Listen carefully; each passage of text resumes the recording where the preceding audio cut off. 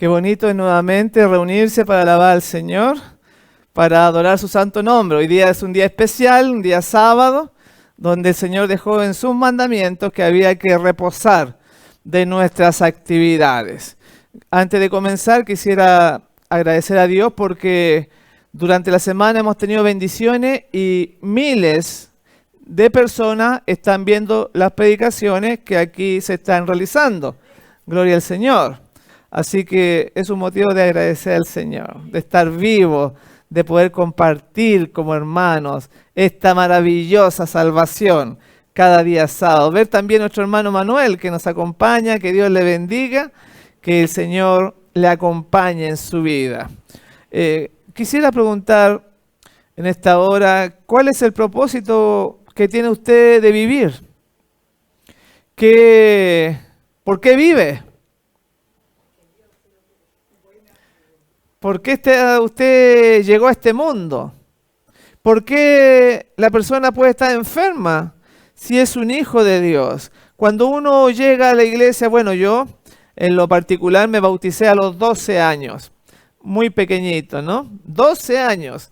Mis padres empezaron a asistir a la iglesia y un día, el que estaba acá adelante, el predicador dijo, ¿quién desea aceptar a Jesús en su vida? Y empezaron a pasar varias personas adelante para que oraran por ellos. Y entre ellas iba yo, con 12 años.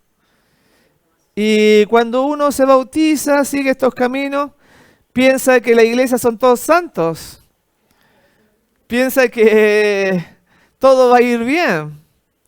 Incluso después que me bauticé, ya habían pasado, no sé, unos 10 años. Yo llevo en esto más de 40 años. Escucho la historia de un hombre que va a dar estudio bíblico de casa en casa y va a cruzar, después de dar el estudio bíblico, cruza una calle y lo atropella un auto y lo mata. Y yo como nuevito, yo considero nuevito 10 años ya, porque en la religión, claro, 10 años. ¿Cómo? Yo me preguntaba cómo es posible, siendo que él estaba dando estudios bíblicos, estaba enseñando la palabra de Dios. Y hoy podríamos ver gente que muere, gente que, bienvenida, pase nomás, gente que sufre siendo cristianos, siendo hijos de Dios. ¿Cómo podemos explicar eso? Y eso es lo que vamos a entender hoy día, algunas de esas cositas, y de por qué, cuál es mi motivo de vivir. De estar aquí, ¿qué pasa? ¿Fue una cosa al azar? ¿Fue algo que así espontáneo? ¿Cuál es el sentido de estar aquí? Mire, y vamos a ver, para explicar esto, un pequeño video de un acontecimiento que ocurrió el 29 de diciembre, hace pocos días atrás, allá en Corea. Coloca por favor el avión, iba aterrizando en la pista, parece que la pista o el piloto hizo una mala maniobra y como que patinó en la pista. Un avión, ustedes saben, grande, con más de 100 personas. El peor de los accidentes son los aviones, porque ahí no queda nadie vivo, como dice la hermana. Si usted se cae en el mar, el avión se hace pedazo. Si se cae en tierra, también se hace pedazo, porque son muy frágiles. Vamos a ver lo que pasó. Miren. Ahí va el avión. El trágico accidente que dejó el deceso de 179 personas y 2 sobreviven. De ahí impacta. 179 personas. En el peor accidente de avión de la historia de Corea del Sur. Pero resulta que ahí iban varios adventistas ahí. Imágenes muestran momentos después del fatal accidente. Así quedó el avión. Pero a lo que vamos es que en ese avión que murieron 172 personas, murieron varios hijos de Dios, varios adventistas. Entonces, yo como les decía, a los 10 años supe esa noticia y uno después como a los 20, 30 años recién pude tener la respuesta. ¿Por qué a los hijos de Dios le pueden pasar cosas malas? No dice que te bendeciré, abrí las ventanas de los cielos, ni plaga tocará tu morada. ¿Cuántos hermanos se enferman de cáncer? En este caso, familiares sufrieron. Vamos a poner lo que dijo la iglesia ahí a continuación. El segundo. De esto que ocurrió hace poquitos días atrás allá en Corea. Los aviones son muy peligrosos. 29. Eso es el 29 de diciembre. Se identificó que 3 familias, incluyendo el elder Kim Mo y su hijo, y el empleado de Samyuk, Miren cómo quedó el avión. iglesia Gwangju Power, estaban a bordo de un Samyuk. También se convirtieron en un día. Ahí está nombrando a los que murieron. Luego viene Moria. Bueno, dejémoslo hasta ahí. Ahí está hablando el pastor Ted Wilson. Y bueno, durante la semana yo estuve viendo un video de él, una predicación que duraba 5 minutos, hermanita Gladys. Una predicación de 5 minutos. ¿De qué estaba hablando? Del mensaje del tercer ángel, hermanita María. 5 minutos. Y yo estaba esperando que cuando dijera el mensaje del tercer ángel, dijera que la bestia era el catolicismo. Y esperaba, yo decía, ahora lo va a decir por televisión, ahora lo va a decir, nunca lo dijo. Qué bárbaro, ¿no? Porque se cuidan el presidente. Entonces vean, este accidente nos va a ayudar a explicar por qué una persona puede estar sufriendo, por qué puede estar enferma, por qué puede llevar una vida difícil, por qué no tiene una situación económica buena. Vamos a ver la Biblia entonces. Y vamos a entender cuál es nuestro propósito, por qué existimos, por qué vivimos, por qué respiramos. Dice Eclesiastés 12:13. Hablando el Señor, dice así, Eclesiastés 12:13. El fin de todo el discurso es este. ¿Cuál es el objetivo de mi vida? ¿Cuál es mi propósito? El fin de todo el discurso oído es este. Teme a Dios y guarda sus mandamientos, porque esto es el todo del hombre. Vean cómo aquí está hablando Salomón, el hombre más sabio de la tierra. El hombre que le pidió sabiduría a Dios y no le pidió ni oro, ni plata, ni tierra, ni imperio. Le pidió una cosa muy simple. Hazme sabio, Señor. Hasta el día de hoy se conoce el nombre Salomón. Y acá dice, ¿cuál es nuestro propósito? Guarda los mandamientos y dice que es el todo. El todo del hombre. La otra vez estábamos aquí en una reunión y alguien preguntó aquí adelante, ¿cuál era mi propósito en la vida? No sé si acaso se acuerdan. Nos preguntaron a todos. ¿Por qué yo vivía? Me preguntaron. Yo le digo, yo vivo para amar a Dios. Y acá dice, el propósito, todo, es guardar sus mandamientos, porque el que le ama, le obedece, guarda sus mandamientos. No es el propósito de nosotros buscar una gran casa, o tener un yate, o tener posesiones terrenales. Siempre el propósito de Dios para nosotros es hacernos bien, es darnos lo mejor, pero no buscamos lo mejor, debemos buscar a Dios en primer lugar. Y aquí vamos al otro texto, Jeremías 29:11. Ahí está el otro pensamiento. ¿Cuál fue el propósito del Señor para nosotros? Jeremías 29:11, dice así. Porque yo sé, dice el Señor, los planes que tengo para vosotros, dice Jehová, planes de bienestar y no de mal, para daros un futuro y una esperanza. Dios tiene planes para nosotros, para cada uno de nosotros Dios tiene planes, hasta para la pequeñita que anda ahí caminando, que ella no sabe quizá. ¿Cuántos años tiene la pequeña? 3 años, muy chiquitita. A esa edad uno no se recuerda casi de nada, ¿no es cierto? Ya después de los 8, 9 años, por ahí se recuerda. De ahí para abajo casi que no sabe lo que está pasando. Pero dice que Dios sabe los planes que tiene para ti.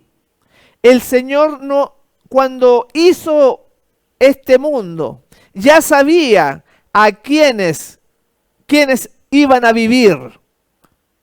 Y si tú estás vivo, Tú estás aquí en este lugar. Es parte de ese plan divino para tu vida. Y dice ahí, planes de bienestar y no de mal, para daros un futuro y una esperanza. Y entonces, ¿cómo?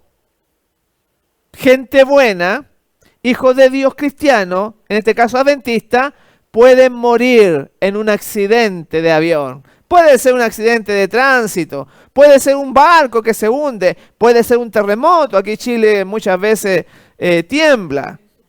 Puede ser una enfermedad, puede ser una pérdida de trabajo. ¿Cómo explicamos que un siervo de Dios, como recién dije, fuese atropellado cuando venía de dar estudio bíblico en la casa de una persona, volvía y lo atropellan y se muere? Para entender eso y para entender el propósito por el cual nosotros vivimos, vamos a ver la Biblia que nos explica, mis hermanos, esto que está sucediendo, este accidente, y nuestra vida misma. Quizás estamos sufriendo, estamos angustiados, quizás falta la comida, no hay para pagar la luz, nos agobia los problemas. Vean, Lucas 13:4.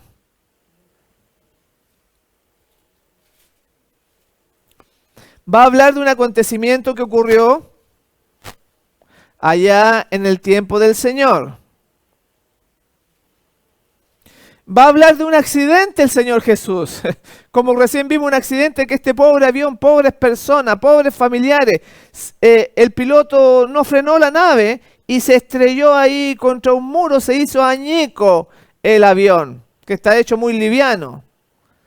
Por eso yo cuando viajo, he viajado por muchos países del mundo, Europa, ustedes saben, África, Estados Unidos, y cuando uno sube el avión, uno ora para la protección del Señor. A veces una vez me acuerdo cuando en México era un avión muy grande, esos anchos, partimos de acá de Chile, y en el camino a México, porque ustedes saben, va a Perú, después va subiendo hasta llegar a México, y antes de llegar a México, que es una ciudad enorme, más de 40 millones de personas, el avión vuela, vuela, y la ciudad sigue, es como el doble de Chile, solamente México, la Ciudad de México, el doble.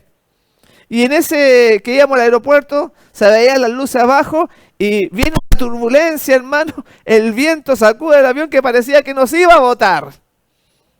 Y cuando llegamos aterriza, ahí con las turbulencias aterriza, y se para el avión, y la gente, ¿sabe lo que hace? Aplaude, agradece. Era algo increíble porque habíamos aterrizado, gracias a Dios, habíamos llegado.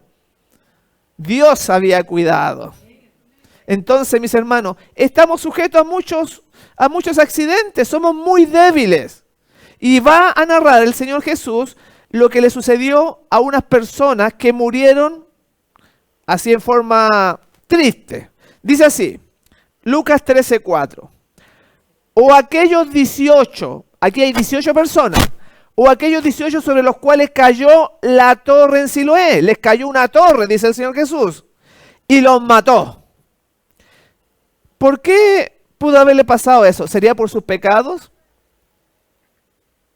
Hermanita Margarita, si a una persona la atropellan, uno lo primero que piensa, castigo, pecado. ¿Qué piensa usted si a una persona la atropellan allá? Siendo cristiano, porque aquí los cristianos murieron. La voluntad de Dios, dice la hermanita. Hermano Manuel, ¿qué dice usted? La voluntad de Dios. Vamos a verlo aquí, miren, dice, o aquellos 18 sobre los cuales cayó la torre en Siloé y los mató. ¿Pensáis que eran más culpables que todos los hombres que habitan en Jerusalén? ¿Me puede pasar mi Biblia, por favor? Porque no, me falta mi Biblia. Ahí está el relato de Lucas 13:4. ¿Qué piensan? Gracias. ¿Qué piensan ustedes? ¿Eran culpables esos hombres? ¿Más culpables que todos los hombres que habitan en Jerusalén? ¿Eran culpables o no eran culpables? Hermanita Gladys, ¿qué dice? No eran culpables y les cayó la torre. A ver, vamos a leer más abajito entonces, versículo 5. No, vamos a leer de antes, desde el versículo 1. Dice, en este mismo tiempo, estaban allí algunos que le contaban acerca de los galileos cuya sangre Pilato había mezclado con los sacrificios de ellos. Aquí pone otro caso, aparte de los 18. Respondiendo Jesús les dijo, ¿pensáis que estos galileos, porque padecieron tales cosas, eran más pecadores que todos los galileos? Claro, uno tiende a pensar de que le pasó esto a este hermano porque es más pecador. Mientras más pecador, más malas cosas te van a pasar. Eso es lo que piensa la gente. Os digo, y aquí viene la clave, versículo 3. Os digo, no es así. Antes, si no os arrepentís, todos pereceréis igualmente. Porque miren, nosotros, muchos de los que están acá, o todos, hemos pecado en mayor o menor grado. Todos, absolutamente todos. ¿Y qué dice la Biblia? El pecado, ¿qué es lo que es? Muerte. La paga del pecado es... Entonces, si nosotros hemos pecado, ¿qué debíamos estar nosotros? ¿Vivos o muertos? Muertos ya. Entonces dice, ¿tú piensas que esos galileos que mezclaron la sangre allá y murieron eran más pecadores? No, le dijo. Si no te arrepientes, dice aquí, os digo no, antes si no os arrepentís, todos pereceréis igualmente. Esos galileos y los otros de Jerusalén eran igual de pecadores. Si nosotros somos pecadores acá y no nos ha pasado nada todavía,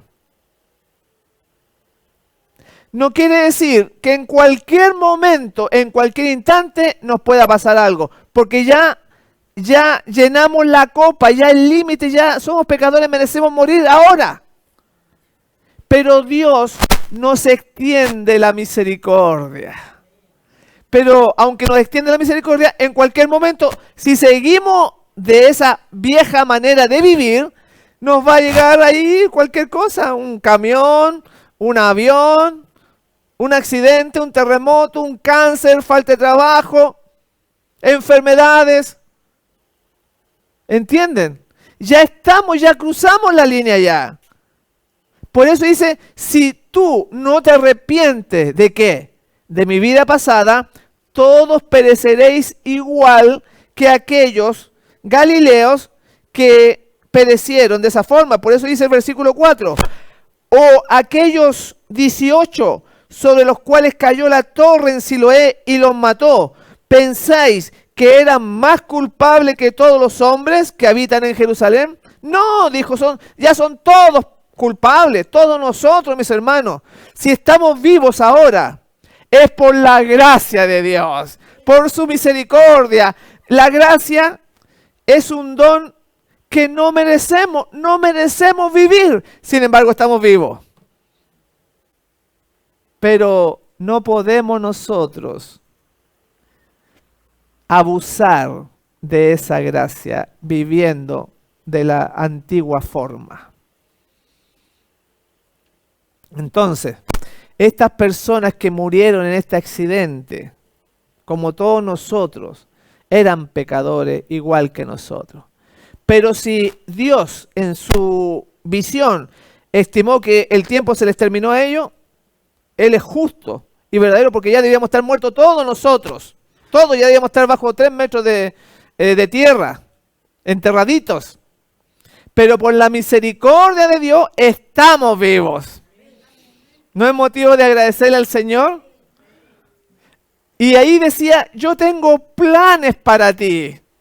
Miren, si nuestro Dios, bienvenido hermanito Juan, que Dios le bendiga, bienvenido. Vamos a dejar que ahí se instale un poquitito. Dice ahí, porque yo, el Señor, sé los planes que tengo para ti, mis hermanos, para vosotros. Si tú crees un poquitito, como decía la lección de escuela sabática, ayuda mi incredulidad. Tengo muy poquita fe. Sin embargo, el Señor le respondió la oración, aunque tenía muy poquita fe ese padre. Quizá tú no conoces mucho la Biblia, quizá estás comenzando a aprender un poquitito, pero Dios obró un milagro en la vida de ese hombre y no te podrá ayudar a ti. ¿No te podrá ayudar a salir de las deudas? ¿No te podrá ayudar a salir de la enfermedad acaso? ¿Es acaso que Dios no tiene poder o ya se está durmiendo o está en algún otro lado que no se interesa por tus problemas? Si Dios te creó, es para vida eterna. Porque Él nunca hace nada malo. Todo es perfecto. El propósito que tenemos en la vida, como recién mencionamos, es amar a Dios. Esto es el todo del hombre, dijo Salomón, guarda su palabra, guarda sus mandamientos. No hay otra cosa mejor. El amarle a Él. Si me amáis, dice el Juan capítulo 14, guarda mis mandamientos. Cuando dice Salomón que es del todo el hombre, significa que tú y yo tenemos que amarlo a Él. Amarlo significa no esperar nada a cambio. Amarlo significa ser sacrificio por otro. Amar significa no tener egoísmo en la vida. Buscar el bien de los demás. En el Hogar Cristiano, en la página 159 dice, aquí viene algo por el cual todos nosotros nacemos. Miren, su nombre, así como usted está aquí ahora, Juan, Pedro, Manuel, que sea María, lo que sea, Marco, estuvo una vez en el corazón de Dios. Dentro de su corazón nació la idea de darte la vida. Tú estuviste en algún momento con todos tus problemas, con todas tus dificultades, con todas tus enfermedades, estuviste en el corazón de Dios y el Señor decidió que tú nacieses y existieses. ¡Qué maravilla! Somos hijos del Padre.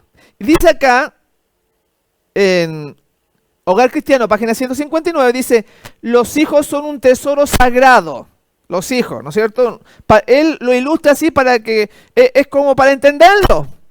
Porque para entender el amor de Dios hay que entender el amor de los padres con los hijos terrenales. Los hijos son un tesoro sagrado, confiado por Dios a los padres. Y su nacimiento, mire lo que dice, y el nacimiento de un hijo es una señal de su favor y propósito eterno. Si tú tienes un hijo, es una mayordomía que tú tienes que realizar. Pero dice acá que es una señal eterna.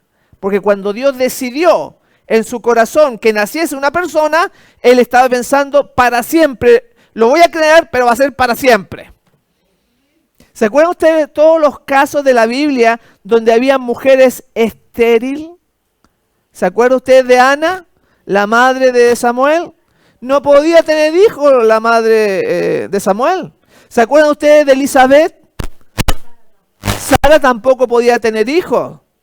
Pero porque los hijos son dados por Dios. O sea, ahora los hijos son dados por Dios, pero nosotros somos hijos. Cuando tú naciste, entonces, era porque Dios lo permitió, lo planificó, Él te hizo, te dio la vida. Pero no solamente para que te murieras, sino para que vivieses. Y dice, yo sé los planes que tengo para ti. Entonces, te creó en el vientre de la madre y te iba a dar todos los pasos para que tú pudieras estar con Él, vivir con Él por siempre. Porque dice que Dios es amor. No es que Dios tenga amor. Dios vive para amar. Y para amar a otro necesito que exista otro. Para prodigarle mi cariño, mis cuidados, mis consideraciones, mis ternuras. Para darle a otro, no a uno mismo, a otro. Entonces Dios te hizo para amarte. Vamos a leer Salmo 139, versos 13 y 14. Ahí está más claro. Salmo 139, versos 13 y 14 dice así. Porque tú, hablando de Dios, porque tú formaste mis entrañas. Vean, cada venita, cada célula, cada tendón, Cada funcionamiento fisiológico de tu cuerpo, Dios lo formó y le dio la sincronía a este cuerpo. Porque tú formaste mis entrañas, tú me hiciste en el vientre de mi madre. Te alabaré, porque formidable y maravillosas son todas tus obras. ¡Qué maravilla! Hoy en día los científicos quedan desorbitados con las células madres. ¿Saben por qué quedan así ellos fascinados? Porque la célula madre no está hecha solamente para una actividad, funcionar en el riñón, por ejemplo, una célula del corazón que emiten impulsos eléctricos, esta célula con esta célula, y después se unen y se sincronizan al mismo tiempo para que el latido sea sincronizado. Son células especiales para el corazón, otras células para el páncreas, otras células para los riñones, supongamos. Pero la célula madre es multifuncional. Empieza a desarrollarse para y va formando cada célula distinta, pero era una célula madre y se fue transformando en otra cosa. Algo sorprendente. Ahí dice, ¿quién hizo eso? Yo te formé en el vientre de tu madre. A ese Dios venimos a adorar cada sábado. No es casualidad que estemos aquí el séptimo día de la semana, no es el día domingo.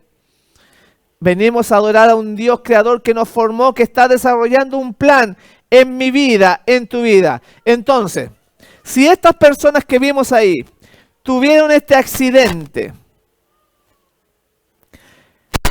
nos va a ayudar a entender por qué sufrimos, por qué pasamos tribulaciones muchas veces. Porque en cada cosa dice, a los hijos de Dios, todas las cosas le ayudan a bien. Me acuerdo la otra vez que había una hermanita aquí que se fue. Le dimos todo el cariño y se fue. Y entonces dijimos, estábamos tristes. Dijimos, vamos a arreglar entonces aquí este lugar. Para que sea más bonito, para que si se fue a otro lugar bonito, aquí también sea bonito. Y entonces un mal que recibimos, ahora estamos mejor nosotros, gracias a Dios. Nos ayudó. O sea, todo lo que le pasa a usted le va a redundar en un bien. ¿Tenemos caso en la Biblia? José, por ejemplo. ¿Qué le pasó a José? Lo vendieron los hermanos. Estuvo en la cárcel. ¿Pareciera ser bueno eso o es malo? Malo, ¿no es cierto? Si tú estás pasando hambre, estás con dificultades, estás enfermo, espera en Dios. Dios tiene su tiempo. José estuvo en la cárcel, sufrió. ¿Por qué sufrió José? ¿Por qué una mujer lo puso mal y que él había sido actuado correctamente? Ella le inventó un mal a José y paró en la cárcel. ¿Por qué Dios permitió que un hombre correcto sufriera en la cárcel? ¿Por qué Dios está permitiendo que tú sufras? Quizá en algún problema, dificultad que tú solamente sabes. Eran por dos razones, para que vean ustedes. El enemigo, Satanás, había arrasado las tierras de ese lugar y por lo tanto merecían un castigo esa región. Iba a venir un hambre grande. Pero en su misericordia usó un hombre como José para que pudiera llenar los graneros y la tierra no padeciese el hambre. Pero le costó a José estar en la cárcel. Pero Dios usó a su instrumento. Quizás tú en estos momentos estás sufriendo, angustiado, como José. Tendría un tremendo signo de interrogación José en la cárcel, ¿por qué me pasa esto? Pero el segundo propósito que Dios tenía como José, era el instrumento que iba a ayudar, era que estaba perfeccionando el carácter de José. Porque debido a que Jacob, su padre, lo había mimado tanto, también lo había echado a perder. Porque ¿se acuerdan lo que hizo Jacob? Le regaló una bonita túnica. Él tenía 12 hijos. ¿Sabe lo que es tener 12 bocas que alimentar cada día? Se peleaban, discutían, me imagino, algunas cosas. Entonces Jacob prefirió a José, lo mimó delante de los 12, se pusieron envidiosos, le regaló una túnica con lindos colores, pero le echó a perder el carácter a José. Se puso mimado. Entonces, para ayudar a José en su carácter, para ayudar en la obra de Egipto que iban a padecer hambre, Dios permitió el sufrimiento de José. Cuando Dios permite el sufrimiento en tu vida, tiene planes de antemano para ayudarte. Yo sé los planes que tengo para ti. Y nunca olvidar, mis hermanos, que somos sus hijos. ¿Por qué la gente no puede dormir? ¿Han visto ustedes la enfermedad del insomnio? ¿Han visto ustedes que hay muchas personas? Ayer hablábamos con Marcela de que algo que le interesaba a muchas personas es desestresarse, dormir, poder estar tranquilo. Pero ¿cómo un hijo de Dios se le va el sueño? Por las preocupaciones del negocio, de la vida, de tantas. Pero no tenemos un Dios todopoderoso. No tenemos un Dios que nos puede estirar la mano, entonces no hay fe. Si somos hijos de Dios, entonces ¿cómo podemos estar dependiendo de nosotros mismos? ¿Qué dice la Biblia? Vamos a leer el versículo, dice así: así que no os afanéis por el día de mañana. ¿Ha escuchado? No os afanéis por el día de mañana, porque el día de mañana traerá su afán.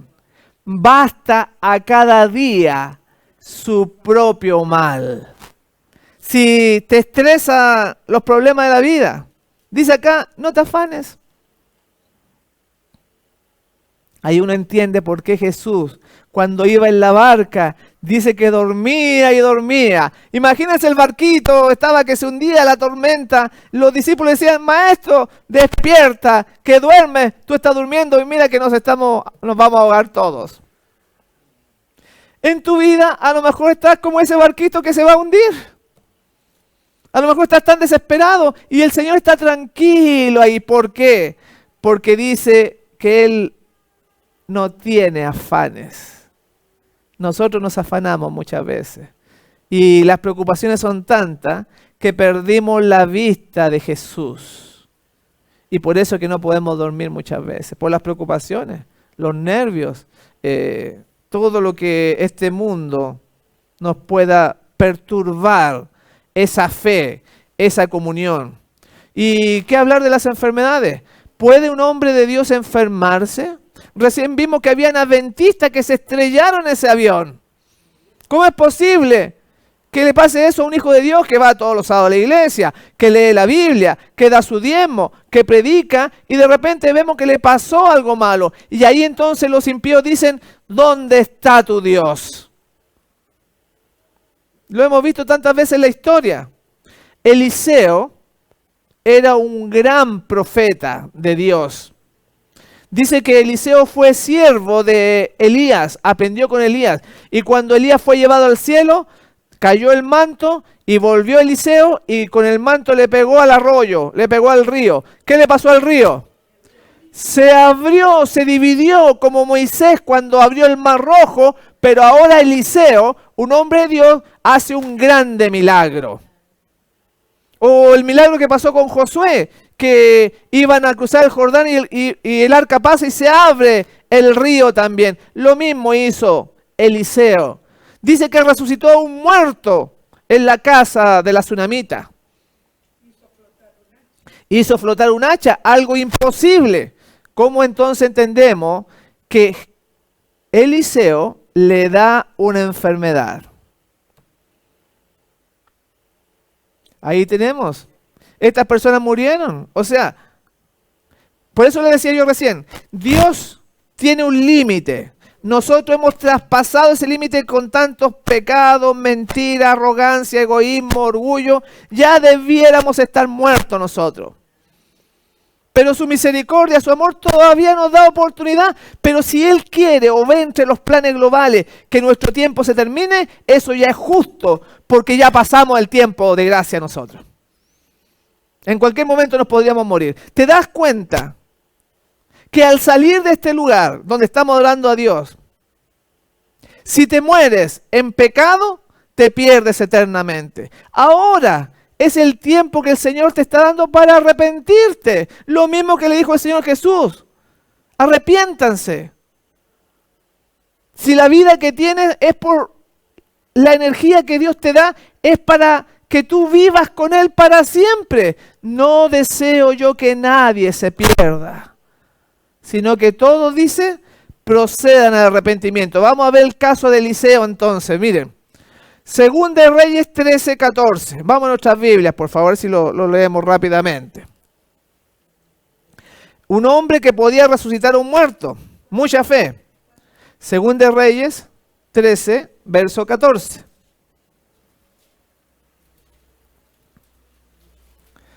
¿Qué dice la escritura de este varón de Dios? Un hombre santo. Ahí lo tienen, para que lo lean en la pantalla. Dice así: estaba Eliseo enfermo de aquella su enfermedad de que murió.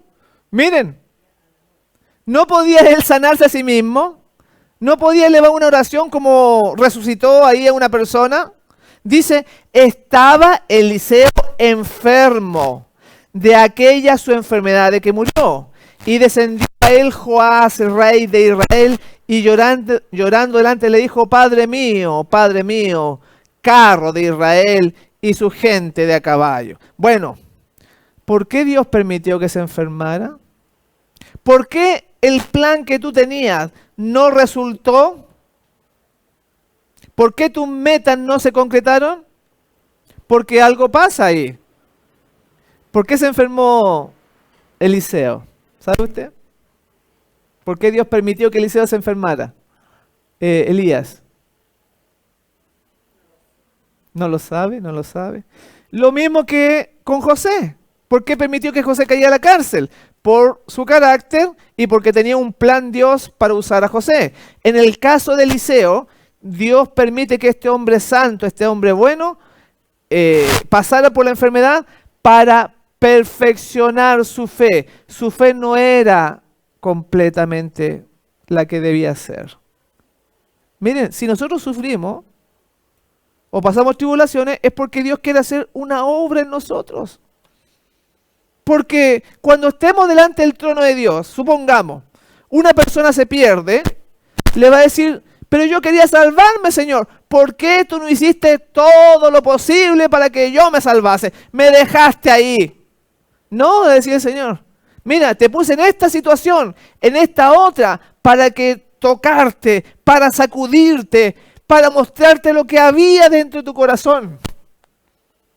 Dios está usando todos los medios posibles para salvar al ser humano. Pero Dios no puede obligar. En el caso de Eliseo, Dios permitió la enfermedad de ese hombre santo, porque vean ustedes los niveles de fe que tenemos que tener. Ese hombre sanaba, hacía milagros, y aún así le faltaba llegar a la fe perfecta, y Dios permite que se enferme. Por eso que si nosotros no estamos en esa fe perfecta, en esa confianza, Dios va a permitir que en nuestra vida pasemos cosas como José, o pasemos enfermedades como pasó Eliseo.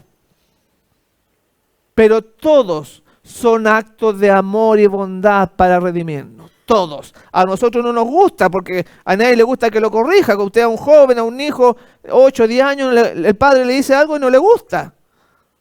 ¿Cuántas veces lo hemos vivido? Pero Dios, como un buen padre, lo hace para ayudarnos. ¿Qué le dirás tú al Señor? ¿Seguirás viviendo con los mismos pecados de antaño? Acá voy a leer una cita que habla de las enfermedades. Está en la página 16 del libro Ministerio Médico. Dice así: Dios no hará un milagro para librar de la enfermedad a los que no se han cuidado. Tenemos que poner de nuestra parte también. Más aún dice que están violando de continuo las leyes de la salud y no hacen esfuerzo para evitar la enfermedad. O sea, quieren que Dios los sane, pero siguen viviendo igual que antes. No han cambiado la situación por la cual llegaron a ese estado. Y dicen, Dios no me escucha, Dios no me responde. Pero ¿cómo si no están haciendo un arrepentimiento sincero de corazón? Por eso que Dios dejó estos casos, mis hermanos, la vida de Elías, la vida de Eliseo. Pero nunca se olviden de esto. Sabemos que a los hijos de Dios, todo lo que nos pase, todo lo que les pasa, son para su bien. Aún si nos roban, aún si nos asaltan, si nos enfermamos, todo es para hacer una obra en cada corazón. Porque yo sé, dice el Señor, los planes que tengo para ti. Yo te formé en el vientre de tu madre. Te quiero ayudar.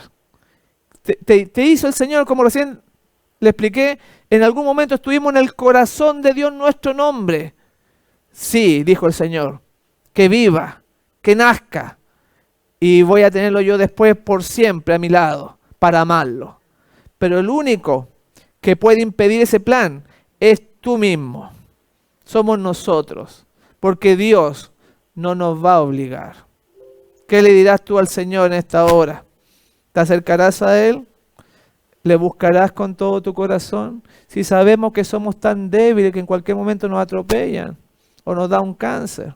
Se nos acabó el tiempo. Y entonces el Señor va a decir, pero hijo, hice todo lo posible, pero tú no quisiste. Iba a ser un avión y se estrelló. Y hasta ahí nomás llegamos. No abusemos de la misericordia de Dios. Qué bueno que hoy viniste a encontrarte con el Señor en este santo día. Que el Señor nos siga transformando, cambiando todo lo malo y nos ayude para que cuando Él vuelva, porque Él va a venir en su segunda venida, va a venir así, usted lo va a poder ver en las nubes de los cielos a los cientos y millares de ángeles. Va a venir a buscar a sus hijos. ¿Serás tú uno de ellos? Con la ayuda de Dios, que así sea. Yo estoy muy contento de haber compartido con ustedes este sábado, este breve mensaje. Me despido deseándoles que el Señor Jesús les bendiga a todos grandemente.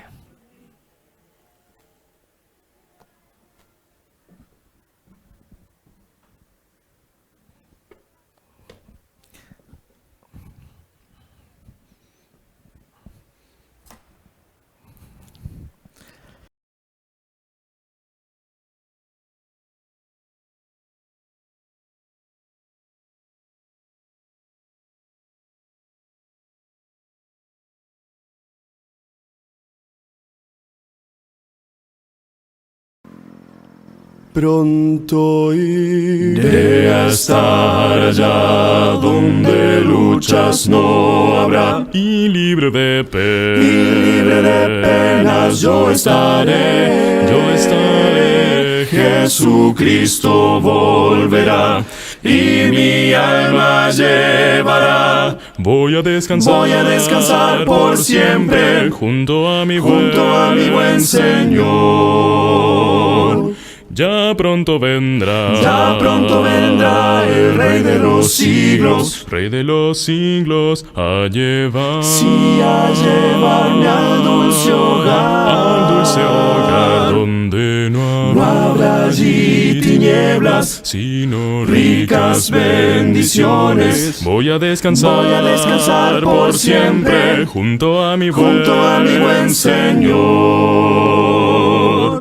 A mi Jesús al fin veré, a su lado estaré. Por su gran amor del mal libertado, solo gozo reinará en la patria celestial. Voy a descansar por siempre junto a mi buen Señor.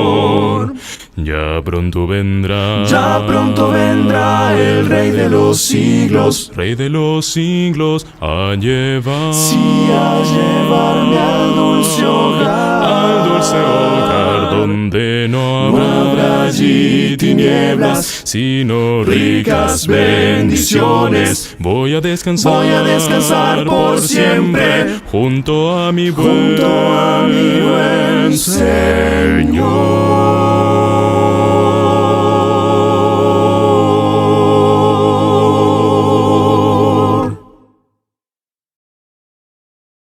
Sería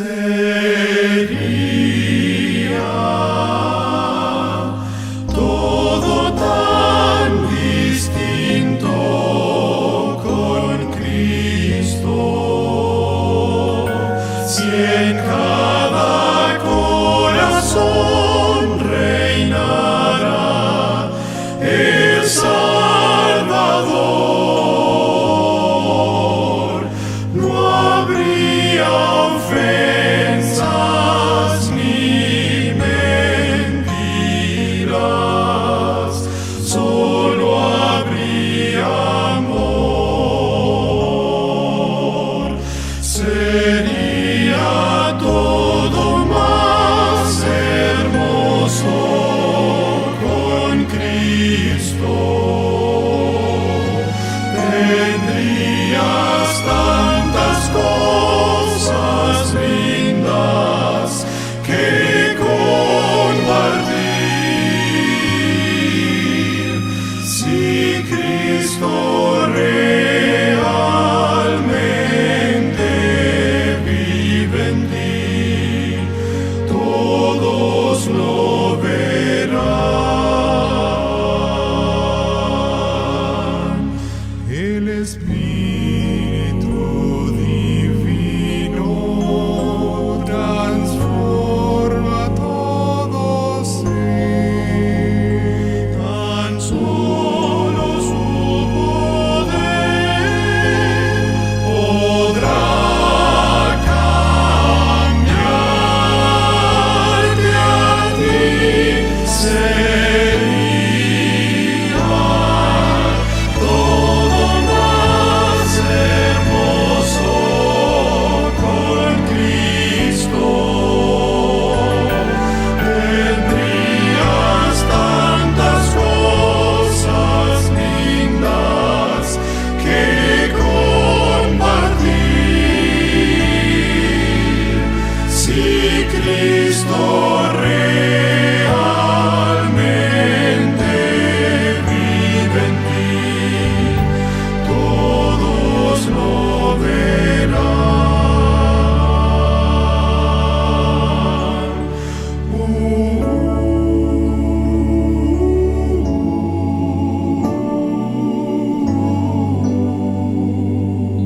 Solo habrá amor.